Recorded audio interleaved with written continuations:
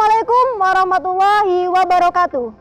Perkenalkan, saya Silmi Lisyana, guru akuntansi di SMK Bakti Praja Adiwerna Kabupaten Tegal. Kali ini saya akan membahas materi berkaitan dengan APBN. Apakah kalian sudah tahu apa itu APBN?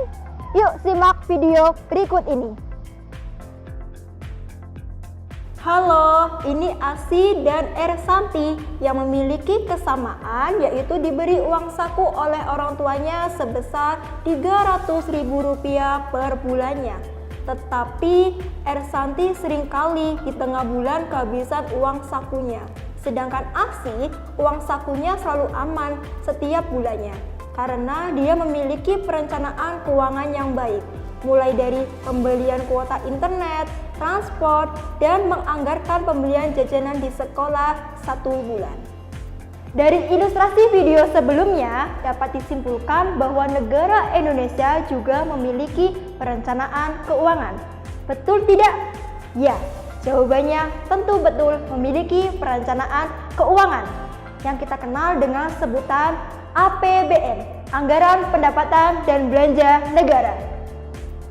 Pengertian APBN menurut landasan pasal 23 ayat 1 Undang-Undang Dasar 1945 bahwa APBN adalah anggaran pendapatan dan belanja negara sebagai pengelolaan keuangan negara ditetapkan setiap tahun dengan undang-undang dan dilaksanakan secara terbuka dan bertanggung jawab untuk sebesar-besarnya kemakmuran rakyat. Struktur APBN ada dua, yaitu pendapatan negara dan belanja negara. Pendapatan negara bersumber dari penerimaan pajak, penerimaan negara bukan pajak, dan penerimaan hibah. Penerimaan pajak merupakan sumber pendapatan negara yang paling dominan.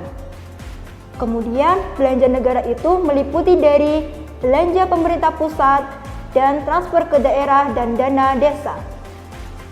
Dari keterangan di atas bahwa APBN memiliki 6 fungsi, yaitu pertama, fungsi otorisasi, bahwa anggaran negara menjadi dasar untuk pelaksanaan pendapatan dan belanja selama setahun.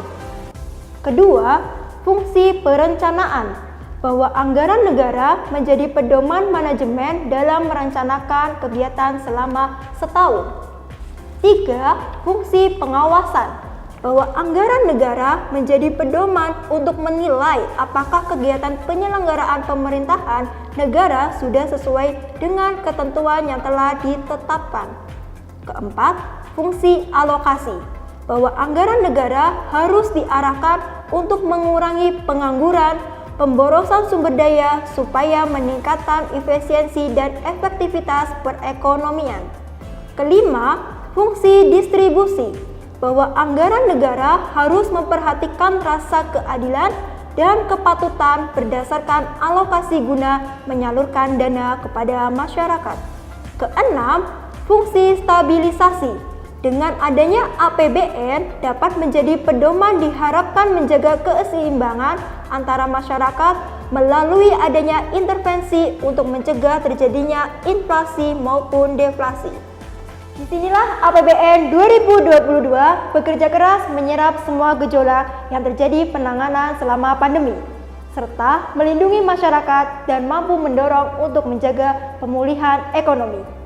Maka dari itu, APBN 2022 mengambil tema melindungi rakyat, membangun negeri. Dengan fokus kebijakan hal antara lain, 1. Dukungan kesehatan, yaitu anggaran penanganan pandemi untuk meneruskan dukungan terhadap pemulihan ekonomi dari dinamika pandemi COVID-19. Kedua, penguatan perlindungan masyarakat, yaitu anggaran perlindungan sosial dalam upaya cepat penurunan kemiskinan serta dukungan terhadap para pelaku UMKM. Dan kemudian ada anggaran pendidikan untuk mendukung akselerasi daya saing sumber daya manusia. Ketiga, reformasi struktural, yaitu anggaran infrastruktur dari segi pembangunan dan meningkatkan kemampuan adaptasi teknologi. APBN 2022 disetujui oleh DPR pada tanggal 30 September 2021 melalui Undang-Undang Nomor 6 Tahun 2021.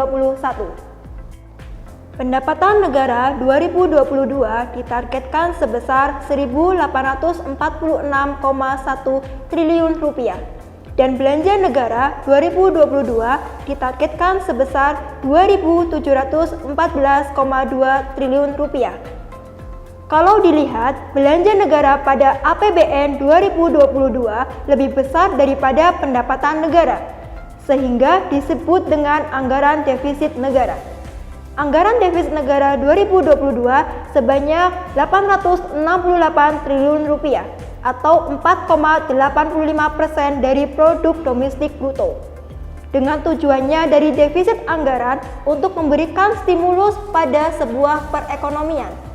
Defisit ini lebih kecil daripada tahun 2021 dan merupakan bagian dari strategi kebijakan fiskal yang bertujuan untuk menjaga stabilitas ekonomi dalam berkaitan mengatur pendapatan dan belanja negara.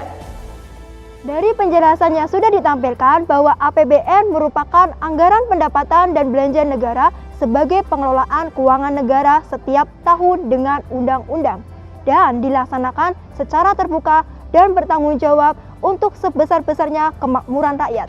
Nah, berarti APBN adalah uang kita.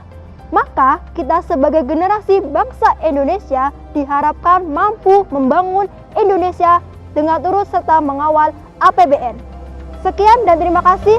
Saya Silmi Lisyana. Sampai jumpa. Wassalamualaikum warahmatullahi wabarakatuh.